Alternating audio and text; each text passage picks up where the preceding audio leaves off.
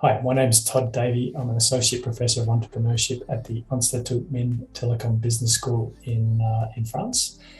I have a long history of working in university business collaboration, having been researching and consulting the topic for over 15 years now. We have executed some of the largest studies on university business collaboration, international studies done in history and working for clients such as the European Commission and UNESCO.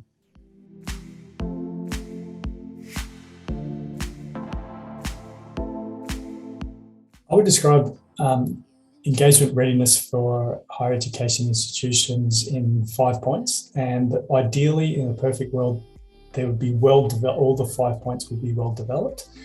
But in reality, we probably know that that's not the case. But nevertheless, that's really the topic of engagement readiness, is that they are ready in all areas to engage externally.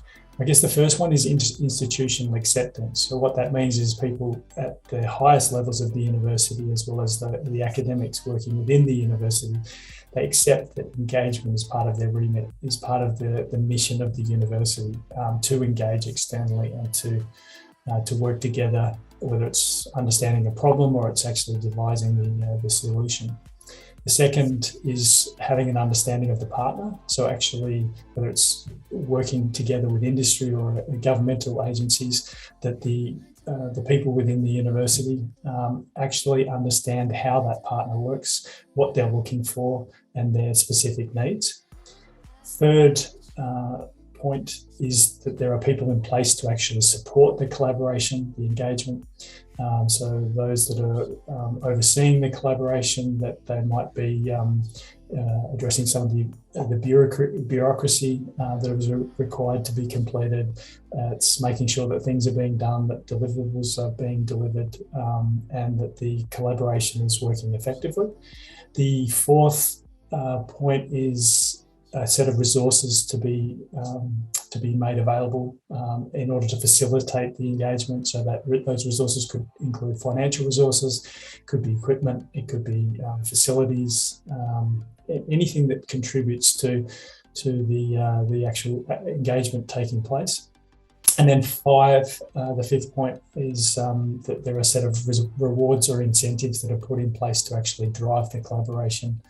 And I guess one of the areas or the groups that are often overlooked in engagement are the academics.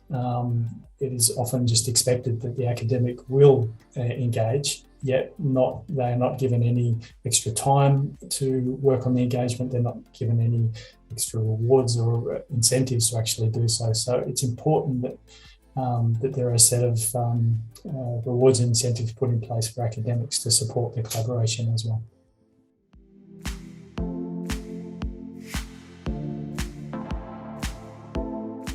So why I think it's important to have a self-assessment tool for HEIs is that they can actually assess themselves. They can identify the attributes and the behaviours that are important to have in place before engaging, and that they can assess their development of those various attributes and behaviours in order to make sure that their engagement are improving over time.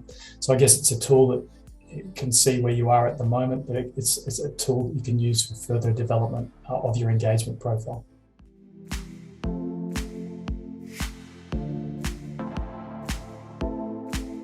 IMTBS have been responsible for the Engagement Readiness Methodology Pack, which is the first intellectual output that contributes knowledge to the remainder of the project. So in other words, it's designed to research and inform the rest of the project.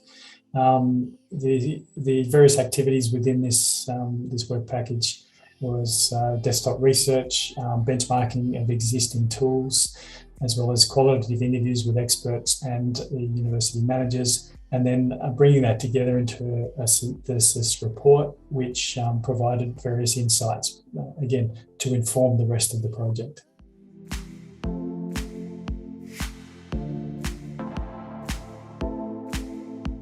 My advice to universities when it comes to getting ready to engage, or your engagement readiness, is wrapped up in 5 points. Make sure that there's an institutional acceptance, both at the highest levels and the academic community, for engagement, and that's part of the remit of the university. Have a deeper understanding of the partner that you're going to be collaborating with, whether it's industry or government. Make sure there are people in place to support the collaboration, and to make sure that it runs effectively.